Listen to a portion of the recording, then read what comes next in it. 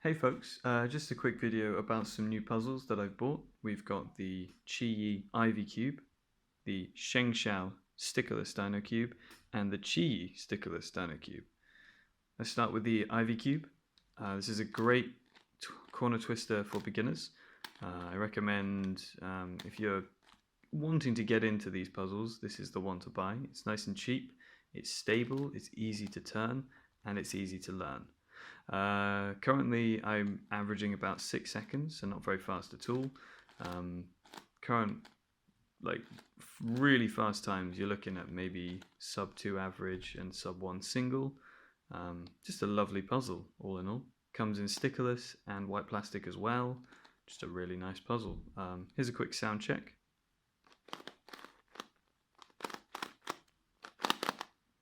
Just to give you an idea of what the turning sounds like. Next is the Shengshou Dino Cube.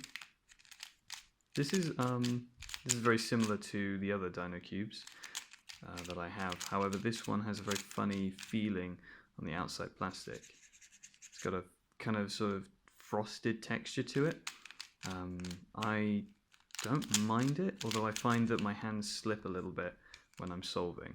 This one needs a bit more setup and a bit more breaking in, and it'll be just as good as the stickered ones I've got here and here.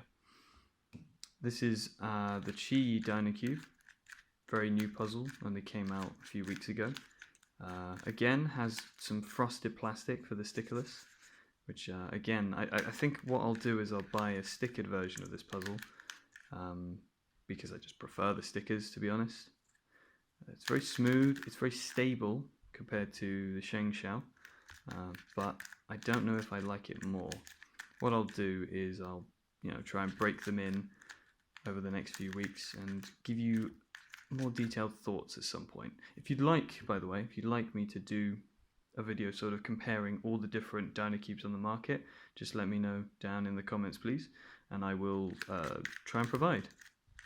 I've done a few solves on all of these puzzles, so I'll be sure to put that at the end of the video, and also a mechanism comparison.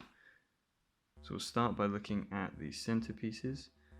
Get you to focus. There we go. So this is, you can see there's these big grooves on these pieces, and then if I were to just quickly compare that, completely smooth all over. Let's just grab the two edge pieces.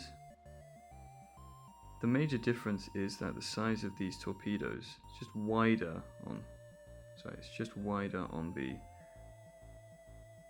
on the QiYi than it is on the Shengshou. It's a lot deeper and thicker here on the Shengshou. The other comparison is that if we were to place these two together line to line, then you'll notice here that the QiYi piece is slightly bigger. So if we compare